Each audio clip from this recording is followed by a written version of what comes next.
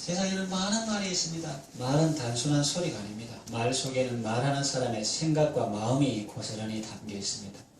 그럼 우리가 이 세상을 살면서 그 많은 말들을 어떻게 들어야 하겠습니까? 첫째로, 듣기에 좋은 말이라도 하나님 기뻐하지 않은 말은 차단해야 합니다.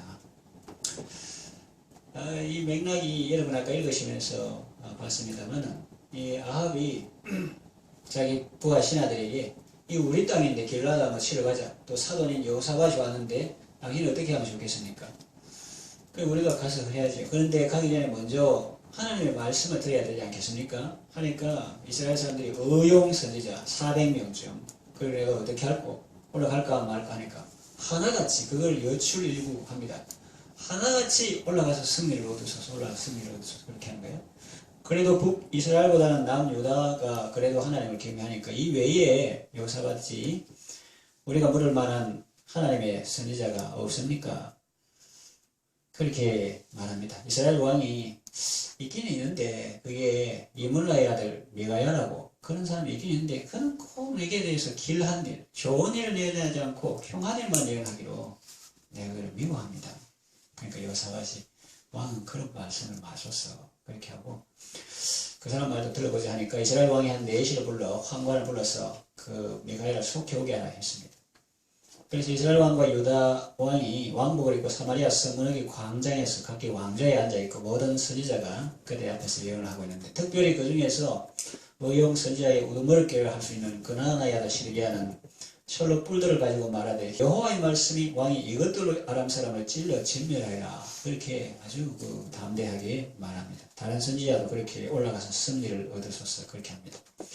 그래서 왕의 심부름으로 미가야에게 간 그 4시가 말합니다. 선지자들의 말이 400명이 다 한 입에서 나오는 것처럼 올라가서 승리를 얻으소서 그렇게 하니까 당신도 그렇게 하세요.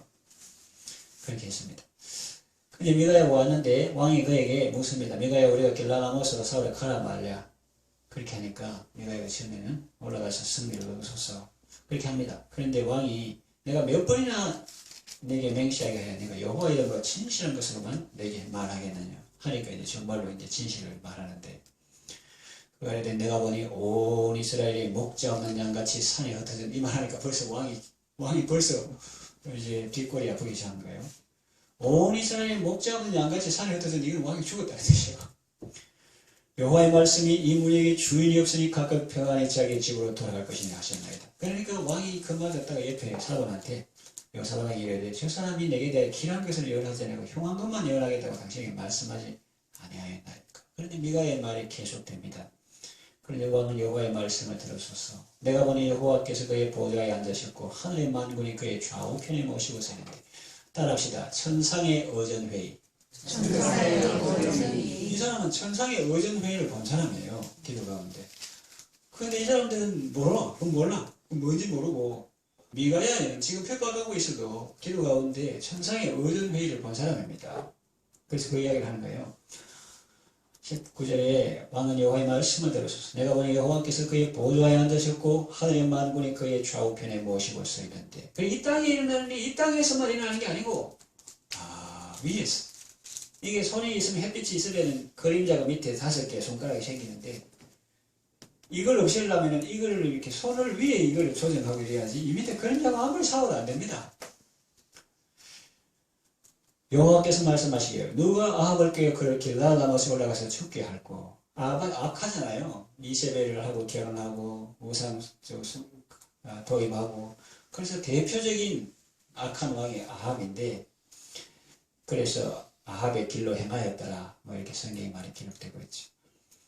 그래서 회개하는 척하고 걸음도 천천히 걸어가지고 불쌍히 여겨서 좀 연기해 줬는데 이제 때가 되었으니까 누가 아합을 깨어 그를 길라라못에 올라가서 죽게 할고 하시니 하나는 이렇게 하겠다 하고 하나는 저렇게 하겠다 했는데 그때 한 영이 나와서 여호와 앞에 서서 말하되 내가 그를 꾀겠나이다. 어떻게 하겠느냐? 내가 나가서 거짓말하는 영에 대해 그의 모든 선지자의 입에 있겠나이다. 여호와께서 이르시되 너는 꾀겠고 또 이르리라. 나가서 그리하라. 허락하셨습니다.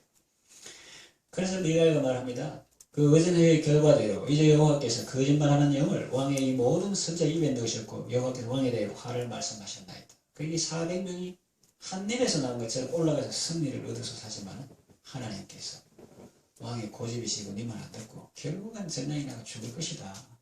그렇게 말씀하셨습니다. 그 말 듣고 기분 나쁜 사람 누구예요?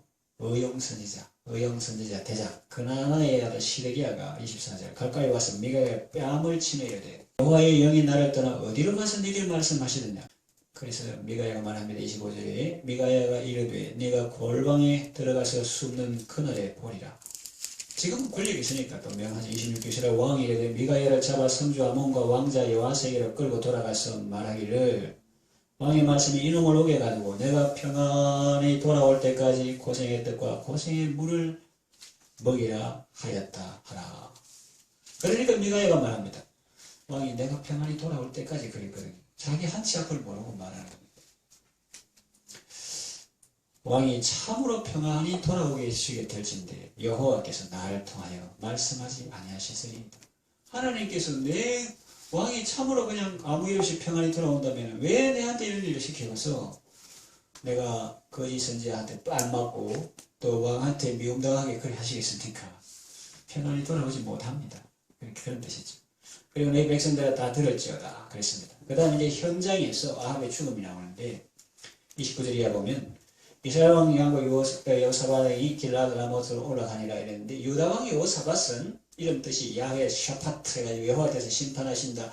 나름대로 남쪽 나라의 개혁도 많이 일으킨 그런 좀 선한 부류에 속한 왕인데 이 아합 왕은 악한 왕의 대명사로 다른 왕을 말할 때 아합의 길로 행하였더라 뭐 이렇게 하고 특별히 그 부인이 이방 나라의 공주로서 우상을 도입한 그런 사람이고 또 나봇의 포도원을 빼앗기 위해서 거짓 증인을 세우고 그를 죽이고 빼앗는 그래서 살인하고 또 도적질하고 여러 가지 그 계명을 많이 범한 사람입니다. 근데 또 수가 있어요. 약은 수가 있다는 거예요.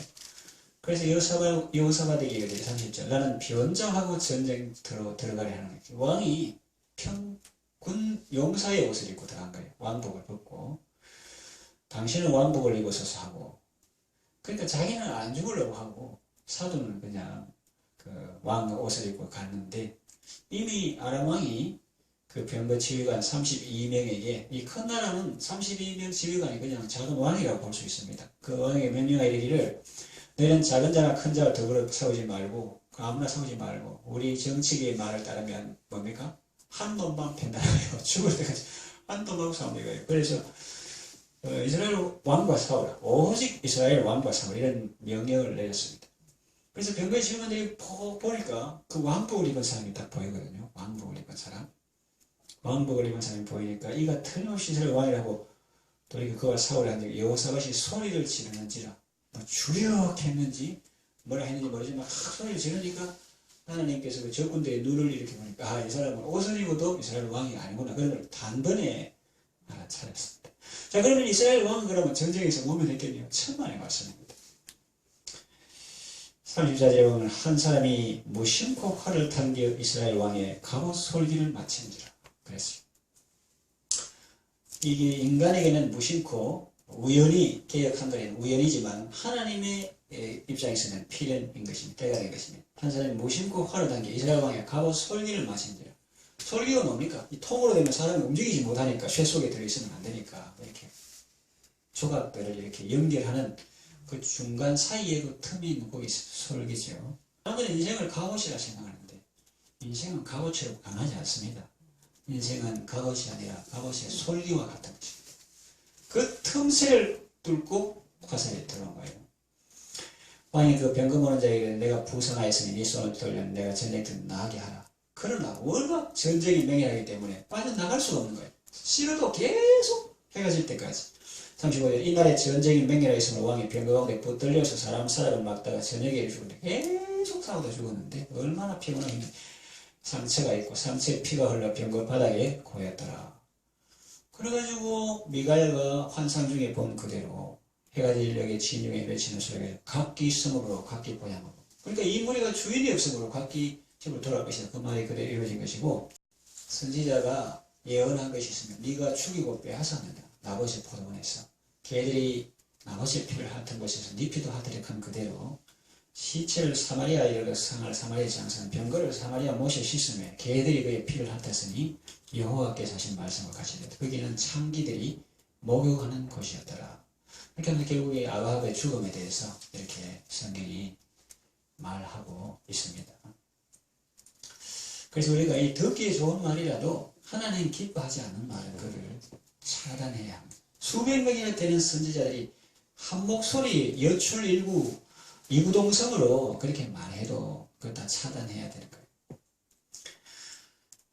그 왕좌에 앉아서 사람들이 자기 듣기 좋은 말을 하고 어떤 사람은 실물 철로 뿔들을 만들어 이것들을 무지력하니까 기분이 얼마나 좋았겠어요.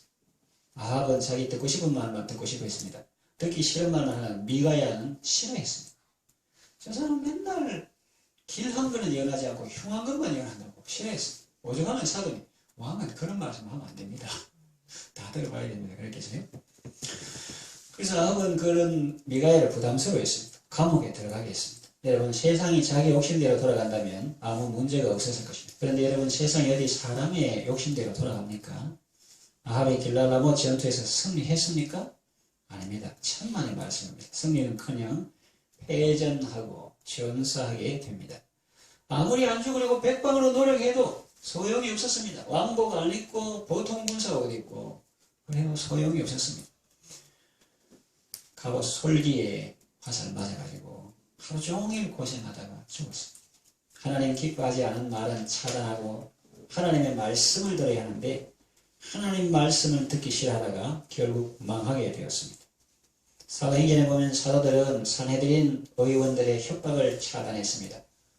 살려주는데 나가서 다시는 예수 전하지 마라 하니까 이분들이 여러분 예수 하나님 섬기는 사람 아닙니까? 하나님 앞에서 한번 판단해 보세요. 우리가 하나님 말씀 듣는 게 옳습니까? 당신들 말 듣는 게 옳습니까? 이렇게 하면서 우리는 보고 들은 것을 전하지 않을 수 없습니다. 그렇게 했습니다. 그래서 사람의 협박을 차단하고 하나님의 말씀에 순종했습니다. 듣고 싶은 말만 들으면 위험합니다. 하나님의 말씀에 귀를 기울이는 지혜롭고 복된 성도 다 되시기를 바랍니다. 아멘. 두 번째, 듣기에 싫은 말이라도 하나님의 뜻이라면 경청하고 순종해야 합니다. 성경에 보면 아람 나라의 군대장관 나만은 선지자 엘리사의 말을 듣고 심히 불쾌했습니다. 기분이 매우 나빴습니다. 아니 요단강에 가서 몸을 7번 씻으라니 아람 나라에는 그보다 큰 강 잘생긴 강 많은데 그것도 선지자가 와서 아이고 군대 장관님 오셨습니까? 중국에, 대국에, 미국에 국방장관 오셨습니까?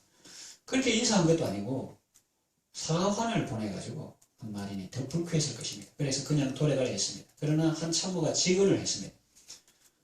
My opinion, 내 생각에는 그가 뭐 나와가지고 뭐 이렇게 막 안수하고 뭐 이렇게 할 거라고 생각했는데 내 생각에는 하니까 당신의 생각을 고집하지 마세요. 지금까지 당신 생각대로 살아온 결과가 무엇입니까? 선지자가 시킨 일이 그렇게 큰 일입니까? 그보다 더 큰 일이라도 얼마든지 감사하며 순종해야 하지 않습니까? 나만이 그 참모의 말을 듣고 생각해보니 과연 그랬습니다. 그래서 그는 분을 사귀고 선지자의 말대로 요단강에 7번 몸을 씻었습니다. 몸이 깨끗해졌습니다. 나병에서 깨끗하게 치유되었습니다. 신약 성경에 나오는 베드로의 경우도 있습니다. 그는 갈릴리 바다에서 잔뼈가 굵은 사람입니다. 그런데 지난밤에는 참으로 이상했습니다. 밤새도록 수고했지만 한 마리도 잡지 못했습니다. 그런데 랍비라는 사람이 자기 배를 빌려 타고 군중들에게 말하더니 이제 깊은 데로 가서 그물을 내리라 하는 것이 아니겠습니까? 시몬의 입장에서는 기분이 나쁘고 불쾌했을 수도 있습니다. 배 빌려줬더니 고맙다는 말도 안 하고 내가 어떤 사람인지도 모르고 밤새도록 허탕친 사실도 모르고 자기가 랍비면 랍비지 고기 잡는데도 전문가인가? 그런 생각이 들었을 수도 있습니다. 그러나 시몬이 잘한 것은 예수님의 말씀에 순종했다는 것입니다. 선생님, 내가 밤새도록 수고하여 잡은 것이 없지만은 말씀에 의지하여 그물을 내리겠습니다. 그랬더니 그물이 찢어질 정도로 많은 고기를 잡았습니다. 그러니까 여러분들도 말씀이 귀에 거슬리고 지금까지 내 경험과 상식이 안 맞다 해도 그것이 예수님의 말씀이고 하나님의 뜻이라면 경청하고 순종하셔서 복 받으시기 바랍니다. 아멘. 첫 번째 이제 말씀드린 것은 언제나 하나님의 말씀에 귀를 기울이고 말씀에 순종해야 합니다. 사람들의 말이 하나님의 말씀에 부합한다면 그 말씀을 들어야 되겠죠. 그러나 모든 사람들이 다 좋게 말하고 다 긍정적으로 말한다. 올라가서 승리를 얻어서 그 형태는 어떻게 하든지 그것이 하나님의 뜻이 아니면 그 말을 거부하고 차단해야 합니다. 아멘. 성경에 보면 또 히엘이라는 사람이 있는데 히엘이라는 사람은 아합 시대 사람인데 당시 유명한 건축가였습니다. 그는 왕의 신임을 얻었고 국책 사업을 당했습니다. 그 사업명이 혹시 뭔지 아십니까? 여리고성 재건 프로젝트입니다. 예산 지원도 빵빵했을 것이고 유능한 일꾼들도 많았을 것입니다. 그래서 그는 그 일을 계획하고 추진했습니다. 결과는 실패했습니다. 공사는 어찌 했는지 모릅니다. 기초 닦고 문세고 했는지 모르지만 자식들을 잃게 되었습니다. 기초를 놓을 때 장자가 죽고 문을 달 때 계자가 막내 계자입니다. 계자가 죽었습니다. 그는 왜 실패했을까요? 하나님의 말씀에 귀를 기울이지 않았기 때문입니다. 그럼 하나님이 뭐라고 말씀했는데요? 여호수아에서 보면 나옵니다. 큰 두 세력이 있습니다.